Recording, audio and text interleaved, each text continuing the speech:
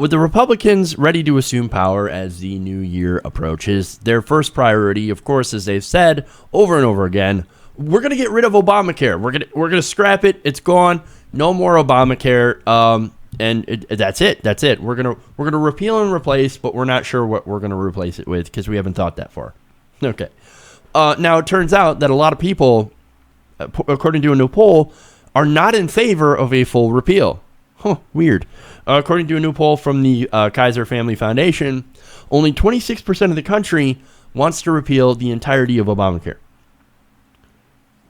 Surprising. And now, interestingly enough, that's about roughly the amount of the country that voted for Donald Trump in the first place. Yeah, I was just going to say that. That's pretty much all of Trump's support as well. But actually, not really, because we're going to get into the Republicans and what they said about this. And it's not as monolithic as we think. Now, 30% of respondents actually wanted to expand Obamacare. Maybe do something like a single-payer option, which is in the majority. And then you had 19% that wanted to keep it as is, and 17% wanted to scale it back. I'll get into that in a bit. So already you can see there's a pretty big difference of opinion. And of course, as I said, the biggest chunk of people wanted to expand the law, not get rid of it. Now, yeah, that was the most noticeable thing that I saw, it really too. is. Yeah. So now, ironically, I'm sorry, an interesting point. It's not an ironic point. It's an interesting point. Is that the poll finds that there are a lot of Republicans that don't want to get rid of the law entirely, but mostly wanted to scale back the law. Now, in October, the same poll, or done by the same company, or I should say, found that 69% of Republicans did want a full repeal. However, now that number is at 52%, barely a majority. And the share calling to scale it back rose from 11% to 24% at the same time. Now, likely, I think that those people were like, oh, there's stuff in it that I like? I didn't know that before. Oh, that's weird. It's funny. You remember Connect, right? Kentucky's version of Obamacare exchanges? Mm-hmm. Republicans fucking loved it. They're like, oh, I love this. And then the same people would ask him, well, what do you think about Obamacare? Sucks. Obamacare is awful. It's terrible. Socialism. It's horrible. Well, that was kind of what I was going to say, something kind of related to that. I think that now that Obama is not necessarily the face of it anymore. I mean, I guess they're still calling it Obamacare, so technically he is. But now that he's not the face and there isn't this whole, we're going to oppose anything Obama does or says, they're recognizing that this is pretty much Mitt Romney's healthcare plan. This still benefits the insurance companies in a lot of ways. It is a baby step in a better direction, but yeah, so now they're not as aggressively against it. I think it's just because so many Republicans love to demonize Obama that much. Well, I was just going to say, they love everything about Obamacare except for the Obama part. Mm-hmm. That's pretty much it. I mean, look, it's not entirely accurate, of course. The Hill notes that the poll finds that while the public is split on the law overall, the individual components are largely popular, except for the individual mandate. Now, of course, the individual mandate says you get insurance or you have to pay a fine to the federal government. Now, of course, as I said, they don't like that part. The one part that makes the rest of the law actually work, that makes the other stuff that they do like possible. Mm-hmm. The one thing that you hate holds up the whole thing. It kind of you can't pick and choose, and that's what Donald Trump's saying he's going to do, and it's just not a feasible approach. Like, he's not going to be able to execute it that way. No. But I have a feeling, not to get too far off base here, but I have a feeling he's not going to touch the Affordable Care Act at all, just because he has that one family member that has the financial interest in keeping the law as is. But what do you think about? But what do you think about the nomination of Tom Price to the HHS secretary? His number one goal, and he stated it before, is not only eliminate Obamacare, but also to privatize Medicare and Medicaid. Yeah, I mean, and what's his name? Paul Ryan's been beating down that drum too. I think right now a lot of it is just words. I have a feeling, and I'm just basing this off of the vested interest that Trump has, and the fact that he is that much in his own bubble, that that's all he really sees are his own vested interests or his own ego. I have a feeling they're not going to touch it. At least not soon.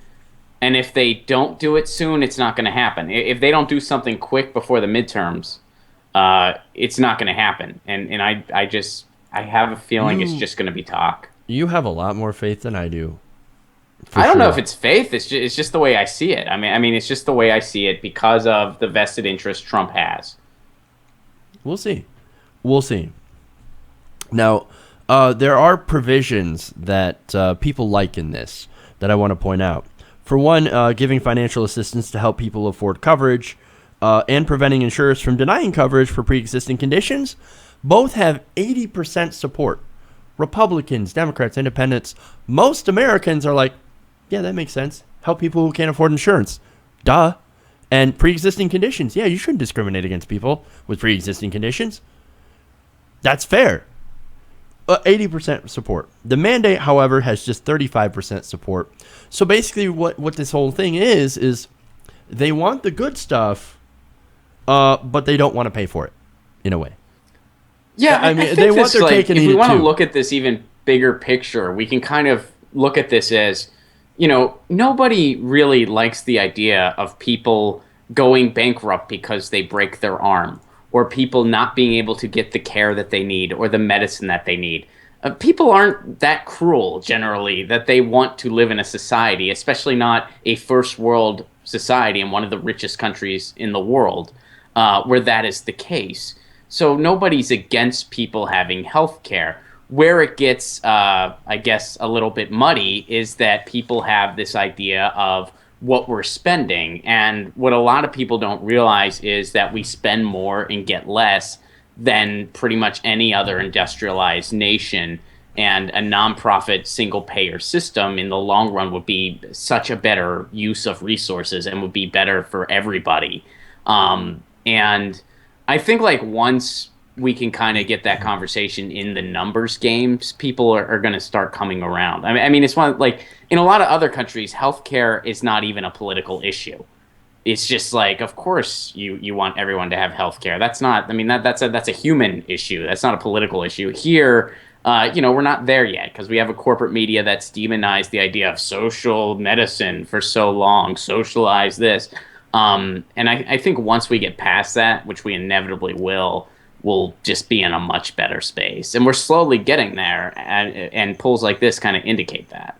I think we're starting to, for sure. I mean, again, I want to point out that 30% of people polled, they want to expand the law, make it a better system. I'm assuming, and maybe it's a big assumption on my part, that those 30% want to see like maybe a public option or some sort of fix to help keep prices down. I think public option would actually do that because it would offer a better option, a cheaper option than expensive insurance companies, and insurance companies would be forced to compete. Mm-hmm. And of course, fixes for drugs, for example, allowing Medicare to negotiate drug prices with the corporations, being able to get drugs from other countries as well, imported them, and that would do a lot to keep those health costs down as well. So there's ways that we can do this, and it's good to see that according to this poll, there's a lot of Americans who say yes, this is a good foundation. Let's build on it. Let's do something better instead of scrapping the whole fucking thing. And it turns out, I think a lot of people like might have been skeptical at first were like, well, this actually is beneficial.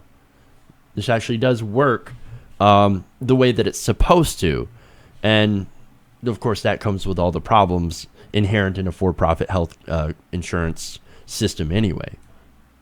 Yeah, well, and a lot of people that are pointing their fingers at the Affordable Care Act, they don't realize, or maybe they're starting to realize that, gee, the problem is this for-profit middleman. The problem's not, how to handle healthcare. It's this for-profit middleman. So maybe in some ways, it's exposing, the kind of inefficient method that we go about healthcare in this country, which, at the end of the day, it's just you don't make a profit center out of people's health, You just shouldn't do that. Like, But yeah, ironically, the way that things work though, in this country is normally like, oh, this corporation is charging me so much for my health insurance.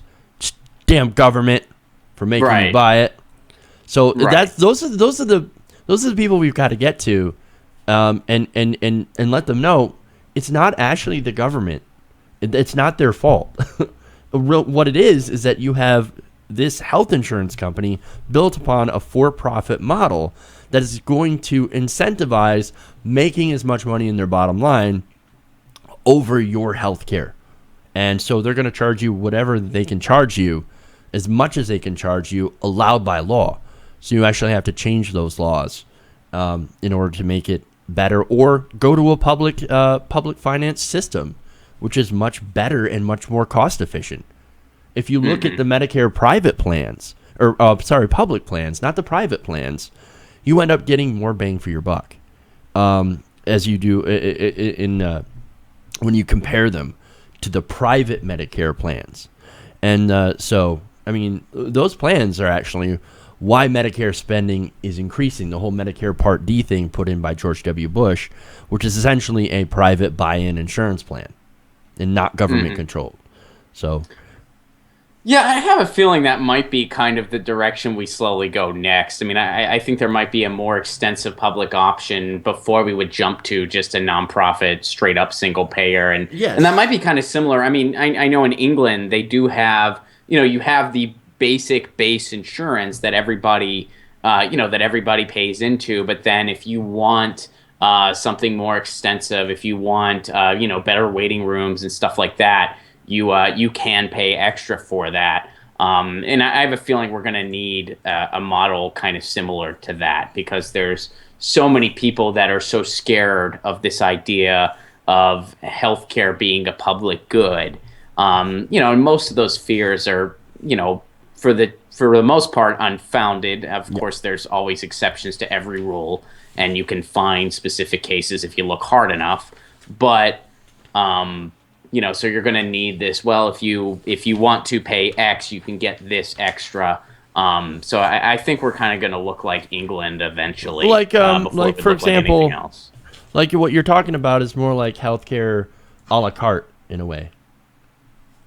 Yeah, a little bit. Like it's like the essentials Like are you get taken the care of, basics. and that's something you get. But, Right, and then you add in something later, if you want it. Yeah, that's something that's an approach that I've always been in favor of. Like, hey, you get the baseline, and if you want anything extra, if you're like a rich person, you want a private room, pay more, pay a private insurance company, do something, and you'll get that extra room. But at least make sure that if you're a regular person, you can afford that stuff, but you still have a room.